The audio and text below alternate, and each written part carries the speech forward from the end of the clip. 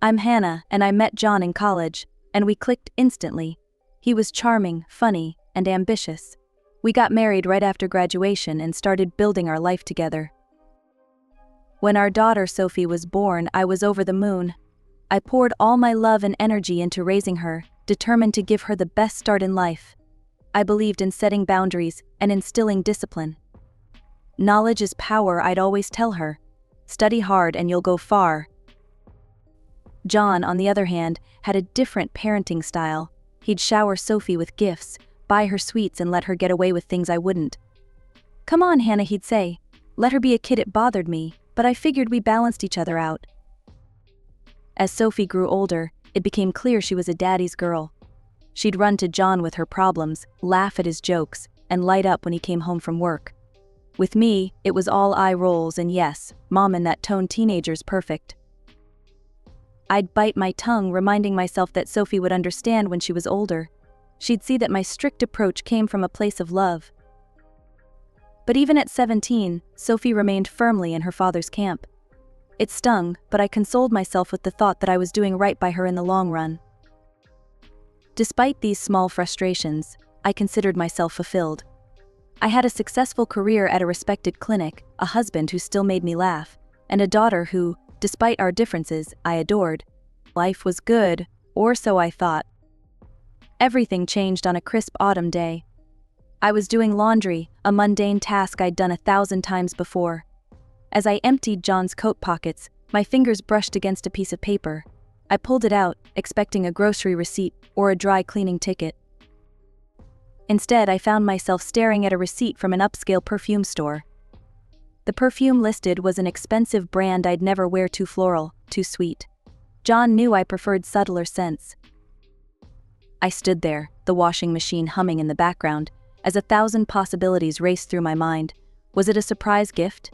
But my birthday had passed, and our anniversary was months away. Was it for his mother? But she was allergic to most perfumes. With shaking hands, I took a picture of the receipt with my phone. Then, carefully, I placed it back in his pocket. I needed time to think, to process this information without jumping to conclusions.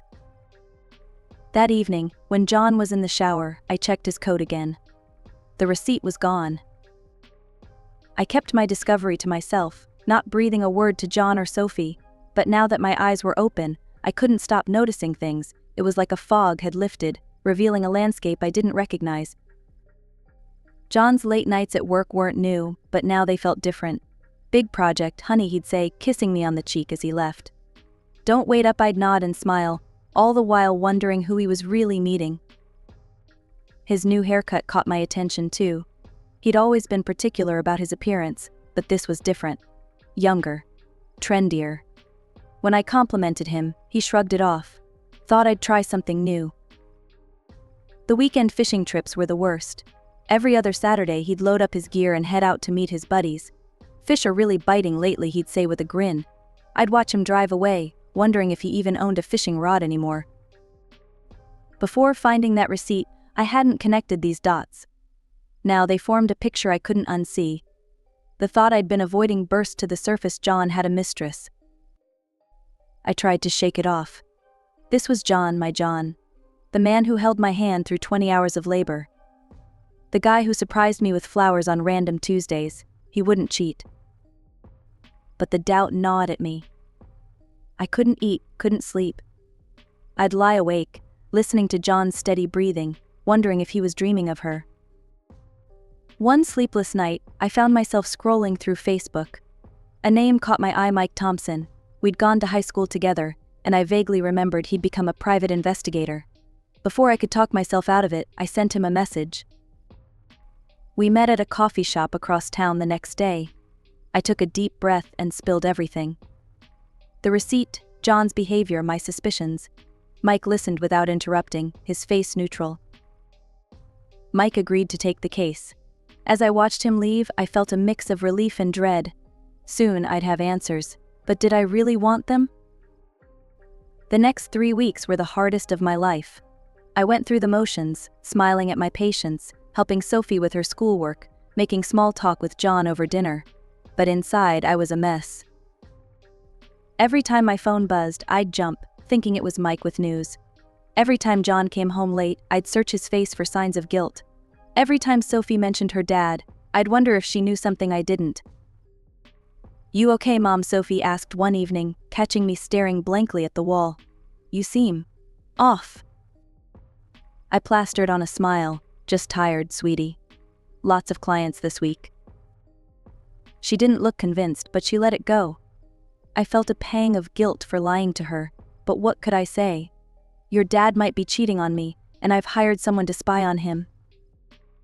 John, caught up in whatever or whoever was occupying his time, didn't seem to notice anything amiss. Part of me was relieved, part of me was furious that he could be so oblivious to my pain. The call came on a Tuesday afternoon. I was between clients when my phone buzzed. Mike's name flashed on the screen, and my heart leapt into my throat. "Hannah? Can we meet?" His voice was neutral, giving nothing away. We agreed to meet at the same coffee shop in an hour. The rest of my appointments were a blur. I went through the motions, smiling and nodding at my clients while my mind raced. Mike was already there when I arrived, a thick manila envelope on the table in front of him. My stomach dropped at the sight of it. "Hannah." Mike pushed the envelope towards me. "It's all in here. Photos, dates, locations. I'm sorry, Hannah, but your suspicions were right." With shaking hands, I opened the envelope. The first photo hit me like a punch to the gut. John, my John, with his arms around a younger woman. They were laughing, looking into each other's eyes with unmistakable affection. "Who is she?" I managed to choke out. "Alicia Benson," Mike replied. "She's 28, works at John's company. She's the director's daughter." I flipped through more photos. John and Alicia at restaurants, walking in the park, boarding a yacht. Each image was a fresh wound. "They've been seeing each other for over a year," Mike continued. "From what I've gathered, it's serious. They've talked about a future together." I nodded numbly, barely registering his words. Then a photo made me gasp. It showed John and Alicia at a cafe, but they weren't alone. Sitting with them, smiling and laughing, was Sophie. "No," I whispered. "It can't be." Mike's voice was gentle. "I'm sorry, Hannah, but Sophie knows about the affair. She's met with them several times. Those weekends she said she was with friends? She was with them on Alicia's yacht. There's more. John and Alicia have been buying Sophie expensive gifts. Designer clothes. Jewelry. I think they're trying to buy her silence." I don't remember the drive home. Thankfully, the house was empty when I arrived. I moved on autopilot, packing a small suitcase with clothes and essentials. I couldn't stay here, couldn't face John or Sophie. I checked into a hotel across town, my mind still reeling. Once in my room, I called my boss at the clinic and took 2 weeks off, unpaid. Family emergency. I turned off my phone and sank onto the bed. The envelope seemed to mock me from the bedside table. Unable to help myself, I opened it again. Sleep eluded me that night. Every time I closed my eyes, I saw those damning photos. Sophie's smile as she hugged Alicia. John's arm around them both. My anger, which had started as a slow simmer, began to boil over. For years I'd been the understanding one, the peacemaker, the one who bent over backwards to keep everyone happy. Well, I was done with that. My eyes fell on my laptop. Without really thinking, I opened it and logged into my bank account. There it was, Sophie's college fund. I'd been squirreling away money for years, determined to give her the best education possible. It was my way of showing love, even when she pushed me away. Now, looking at that balance, all I could think about was how Sophie had betrayed me. How she'd lied to my face, spent time with that woman, accepted her gifts. My daughter, who I'd sacrificed so much for, had stabbed me in the back. Suddenly, a memory surfaced. Years ago, before Sophie was born, I dreamed of opening my own cosmetology office. But then life happened: marriage, a baby, mortgage payments. My dream got pushed aside. I stared at the account balance. It was enough. Enough to start over, to finally pursue my own dreams instead of everyone else's. "You know what?" I said out loud to the empty hotel room. "Screw it. This money isn't for Sophie anymore. It's for me." The words hung in the air, both terrifying and exhilarating. For the first time in days, I felt a glimmer of hope. I had a future. even if it wasn't the one I'd planned. Emotionally drained, I finally drifted off to sleep, my phone still turned off. The next morning I woke to sunlight streaming through the curtains. For a blissful moment I forgot everything, then reality came crashing back. With a deep breath I turned on my phone. It immediately exploded with notifications. Missed calls from John and Sophie, voicemails, text messages asking where I was, if I was okay. Their concern, which once would have melted my heart, now felt like acid in my veins. How dare they pretend to care now? I didn't bother listening to the voicemails or reading the texts. Instead, I got dressed, packed my bag and checked out of the hotel. It was time to face the music. The drive home felt surreal. Part of me wanted to keep driving, to disappear and start a new life somewhere else. But I squashed that impulse. I needed closure. As I pulled into the driveway, I saw John's car and Sophie's bike. They were both home. Good. I walked in, my heels clicking on the hardwood floor. John and Sophie rushed out of the living room, their faces a mix of relief and anxiety. "Hannah, where have you been?" "We've been so worried," John exclaimed, moving to hug me. Sophie chimed in, her voice shrill with concern. "Mom, are you okay? Why didn't you answer our calls?" I stepped back, avoiding John's embrace. A cold laugh escaped me, stopping them both in their tracks. Without a word, I reached into my bag and pulled out the folder. I tossed it on the coffee table, photos spilling out. John and Sophie stared at the images, their faces draining of color. There they were, in glossy 8x10s, John with Alicia, Sophie with them both. The silence that followed my revelation was deafening. John was the first to recover, his shock morphing into defensive anger. "Hannah, it's not what you think," he started, his voice placating. "Alicia and I were just friends, and Sophie, she..." "Don't you dare drag Sophie into your lies," I cut him off, my voice ice cold. Sophie jumped in, her eyes wide with feigned innocence. "Mom, please, I can explain. I only met her a few times, I didn't know." I held up a hand, silencing them both. "Save it, I know everything. The yacht trips, the expensive gifts, the dinners. Every lie, every betrayal." They exchanged a look, and I saw the moment they realized their act wasn't working. The mask slipped away, revealing the strangers beneath. John's face hardened, all pretense of remorse vanishing. "Fine," he said coldly. "You want the truth? Yes, I'm with Alicia. She's young, beautiful, and rich. She makes me feel alive in a way you haven't in years." His words were like a slap to the face, but I refused to flinch. Instead, I turned to Sophie, waiting for her contribution to this character assassination. She didn't disappoint. "Alicia is amazing, Mom," she said, her voice dripping with disdain. "She's successful, stylish, fun, not strict and boring like you." I absorbed their words, each one a fresh wound. But I wouldn't give them the satisfaction of seeing me cry. "I see," I said, my voice steady. "Well, let me tell you both something. John, I want a divorce. I'll have my lawyer contact you." John's eyes widened, but before he could speak, I turned to Sophie. "And you, young lady, you can forget about me paying for your college tuition. If Alicia is so amazing, maybe she can foot the bill." Sophie's jaw dropped. "What? You can't do that. That's my money. I've been counting on it. I want to get into my dream school." "Should have thought about that before you stabbed me in the back," I replied, unmoved by her crocodile tears. "Mom, please," she sobbed, her cool demeanor crumbling. "I'm sorry. I didn't mean what I said. Please forgive me. I need that money." But her earlier words echoed in my mind. Strict, boring. Worse than the other woman. Ignoring their protests, I went upstairs and packed the rest of my belongings. As I came back down, suitcase in hand, John blocked my path. "Hannah, let's talk about this rationally," he said, his tone businesslike. "The house, our assets." "My lawyer will be in touch," I interrupted, pushing past him. "I'm done talking to you." The next few weeks passed in a blur. I found a small apartment and threw myself into the logistics of dismantling a 20-year marriage. I hired a lawyer and requested a mediator, determined to handle this divorce as cleanly as possible.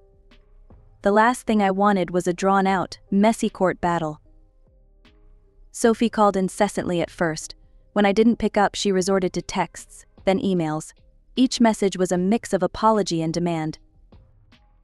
I read each one, my heart breaking anew every time. But I couldn't bring myself to respond. The wound was too fresh, the betrayal too deep. As the days turned into weeks, I found myself staring at my phone, Sophie's number on the screen. My finger would hover over the call button, a war raging inside me. Part of me yearned to hear her voice, to believe her apologies. But then I'd remember her cruel words, her secret meetings with John and Alicia, and I'd put the phone down. Days turned into weeks. Each meeting with John was a test of endurance, conducted in the sterile environment of our lawyers' offices. The man I once loved was now just another face across the conference table, all business and cold efficiency. One day, as I settled into my usual chair, the door opened and Sophie walked in behind John. My heart clenched at the sight of her, but her expression stopped any warm feelings cold. She looked at me with a mixture of condescension and triumph that took my breath away. "Hello, Mother," she said, her tone dripping with false sweetness. "I hope you don't mind me joining today." Before I could respond, she continued, "I just wanted to let you know that I won't be needing your pathetic money after all. Alicia has generously offered to pay for my education at any top college in the States." She paused, clearly savoring the moment. "Oh, and I'll be living with Dad and Alicia from now on. We're going to be one big, happy family." I felt the eyes of our lawyers and the mediator on me, waiting for my reaction. But I was too tired, too drained to feel much of anything anymore. I simply shrugged. "If that's what you want, Sophie," I said, my voice flat, "I hope you'll be happy." Something flickered in her eyes, disappointment. Had she been hoping for a bigger reaction? But it was gone in an instant, replaced by that same smug look. The rest of the meeting passed in a blur of legal jargon and asset division. In the end, John and I split everything down the middle. The house would be sold, with the proceeds divided equally between us. With my share from the house sale and the money I'd saved for Sophie's college fund, I had enough to make a fresh start. I found a small but cozy apartment and, after much soul-searching, decided to take a leap of faith. I quit my job at the clinic and threw myself into creating a business plan for my own cosmetology office. It was terrifying and exhilarating in equal measure. All those years of experience, all the dreams I'd put on hold, it was time to put them to use. Weeks of planning, renovating, and nervous anticipation followed. But finally, Hannah's Beauty Haven opened its doors. Those first few months were a whirlwind of long hours, social media marketing blitzes, and the slow but steady growth of my client base. In quiet moments, usually late at night when the day's work was done, I'd find myself scrolling through social media. Sophie's posts would appear on my feed, pictures of her in designer clothes, lounging on Alicia's yacht, always smiling, always looking carefree and happy. Each image was a knife to my heart. I'd wonder if she ever thought of me, if she missed me at all. When her 18th birthday rolled around, I sent her a message wishing her well. Same for her high school graduation. Both went unanswered. A year had passed since the divorce, and life had settled into a new rhythm. My cosmetology office, once just a dream, was now a thriving reality.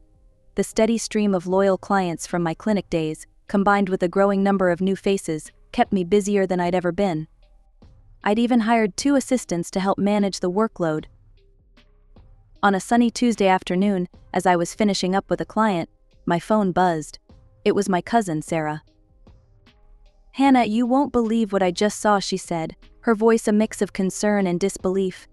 "I was at the Meadowbrook supermarket, you know, the one on the other side of town, and I swear I saw Sophie working at the checkout." My heart skipped a beat. "Sophie?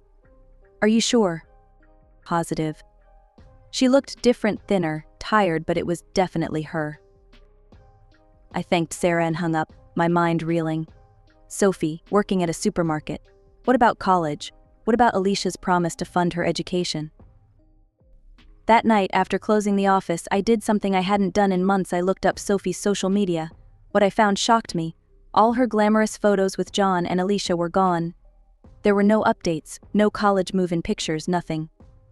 Her once active profile was a digital ghost town. For days I wrestled with what to do. Part of me wanted to rush to the supermarket to demand answers. But another part, the part still nursing the wounds of betrayal, held me back. Finally, on my day off, I couldn't take it anymore. I drove to the Meadowbrook supermarket, my heart pounding as I walked through the automatic doors. And there she was, Sophie, my baby girl, looking so different from the confident young woman who'd sneered at me in the lawyer's office. She was thin, almost gaunt, dark circles under her eyes as she mechanically scanned items at the checkout. Our eyes met, and I saw a flash of something. Embarrassment? Shame? Before I could decipher it, she looked away, her cheeks flushing. I approached her checkout, my steps hesitant. "Sophie." She glanced up, then quickly back down at the register. "What do you want?" Her voice was harsh, defensive. "I'd like to talk. Maybe we could get coffee after your shift." "I don't want to talk to you," she snapped, still not meeting my eyes. "Please leave." "Sophie, please." I said leave. She finally looked at me, her eyes blazing with a mix of anger and something else. Was it fear? Stunned by her vehemence, I backed away. Other customers were starting to stare. With a heavy heart, I left the supermarket, climbing into my car with shaking hands. As I drove home, my mind was a whirlwind of questions. What had happened?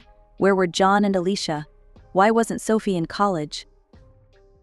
For days after, I waited for a call, a text, anything. But my phone remained stubbornly silent. I thought about going back to the supermarket, but Sophie's words rang in my ears. "I don't want to talk to you." Just as I was beginning to lose hope, my phone rang. An unknown number flashed on the screen. With a mix of trepidation and curiosity, I answered. Mom. Sophie's voice, small and uncertain, came through the speaker. "Can we meet, please?" We agreed to meet at a small cafe near my office.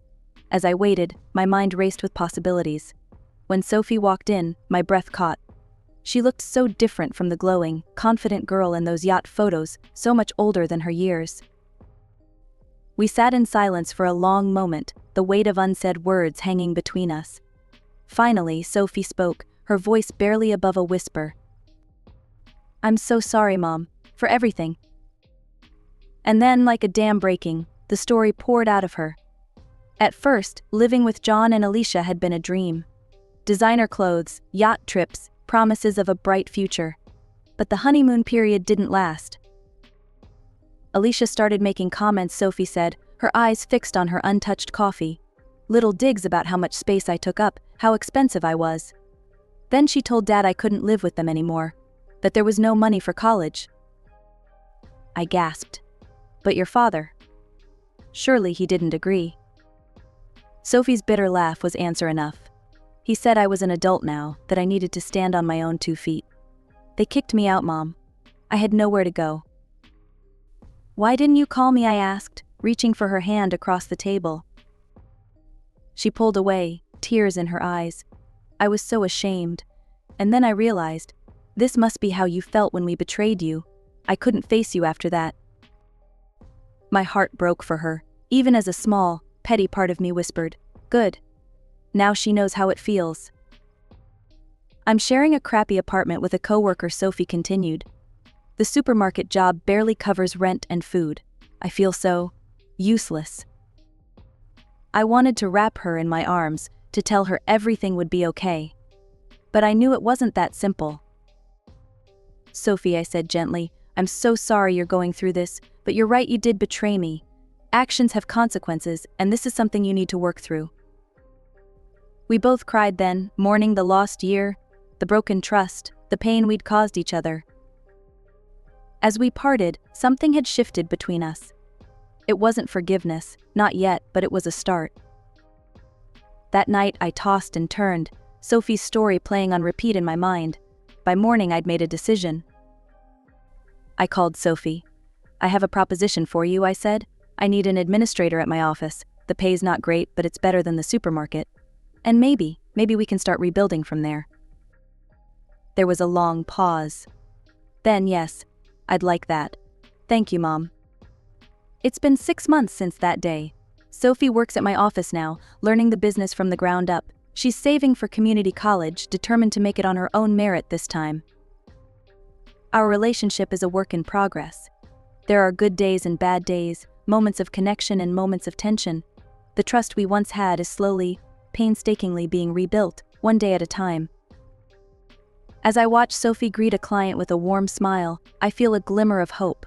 We're not the same people we were before the betrayal, the divorce, the year of silence.